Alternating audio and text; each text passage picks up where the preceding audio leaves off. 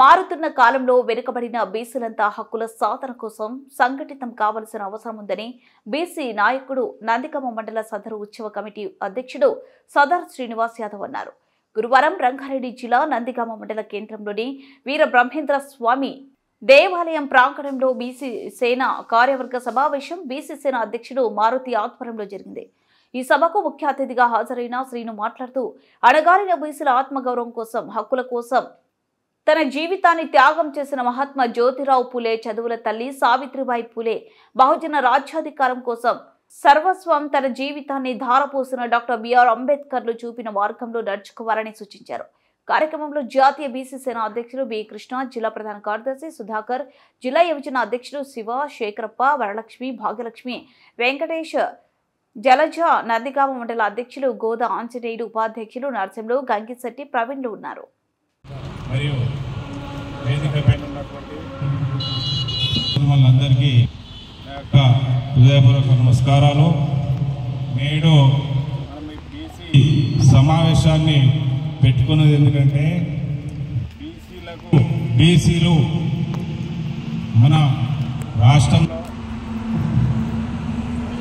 జనాభా ప్రాతిపదికన చూస్తే 42% ఇప్పుడు ప్రభుత్వం నిర్ణయించినప్పటికీ ఎక్కువ మొత్తంలో ఉన్నది. కాబట్టి మనము బీసీల తరఫున ప్రతి ఒక్కరము ప్రతి గ్రామాన కమిటీలు చేస్తూ, అదేవిధంగా వెనుకబడిన బీసీల్లో కూడా వెనుకబడిన వారు చాలామంది ఉన్నారు.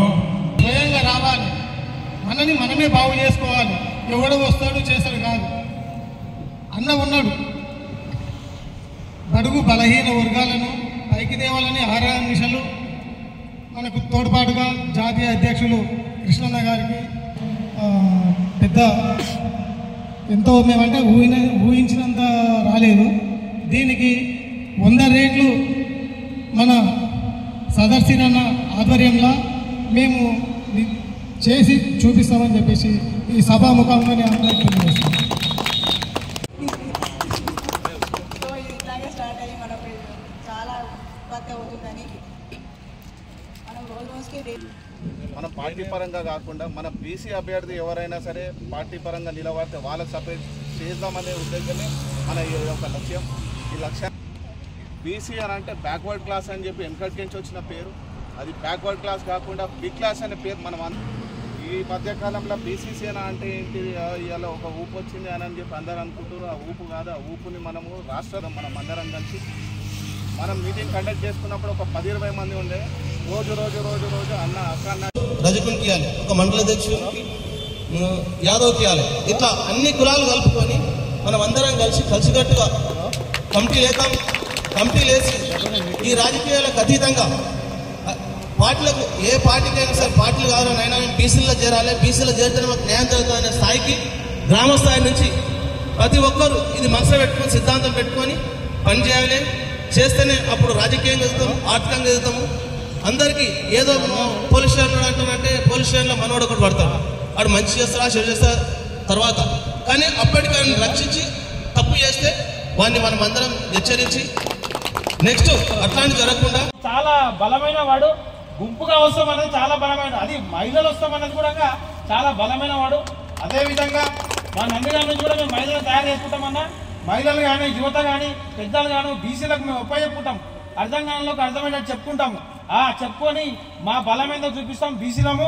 అట్లాంటి బలం అంటే ఒకరిని తక్కువ చేయడం కాదు, మనం విద్యాపరంగా, ఆర్థిక పరంగా, సమాజంలో పేరు పరంగా, రాజకీయాల్లో అన్నిట్లా మనం మాకు చాలా సంతోషమైన మాట. అది ప్రత్యేక అతిథిగా విచ్చేసిన కృష్ణన్న గారికి ప్రత్యేక ధన్యవాదాలు తెలుపుకుంటున్నాము. అట్లాగే మన జిల్లా స్థాయి మహిళలు కానీ మహిళా ప్రతినిధులు కానీ తర్వాత కాన్స్టిట్యూన్సీ స్థాయిగా మన బీసీ సేన ఆధ్వర్యంలో నందిగామ మండల కార్యక్రమం జరుపుకోవడము మాకు చాలా సంతోషకరం. ఇట్లాగే ఈ బీసీ సేనని ఇంకా ఇది చాలా చిన్న విత్తనము, ఈ విత్తనము మానై మండ పెద్దగా మర్రి చెట్లాగా ఇది విస్తరిస్తుంది. ఈ కార్యక్రమం ఇట్లాగే కొనసాగుతున్న నందిగామలో బీసీలకు అందరికీ అండగా నిలుస్తాము. కృష్ణ ఆధ్వర్యంలో మేమందరం కూడా అండగా ముందుకెళ్తాము. బీసీలను ముందుకు తీసుకొస్తాము. రాజకీయ పరంగా, ఆర్థిక పరంగా, విద్యాపరంగా ప్రతిదీ చూసుకుంటూ అన్ని విషయాల్లో మేము ముందుంటూ కృష్ణన్న గారి ఆధ్వర్యంలో 100% బీసీ సేన అనేది చూపిస్తాము. ఇట్లాగే ఈ కార్యక్రమం సక్సెస్ చేసిన గ్రామ యువకులకు బీసీ సేన ఉడుకు రక్తాన్ని కూడా మా ప్రత్యేక ధన్యవాదాలు.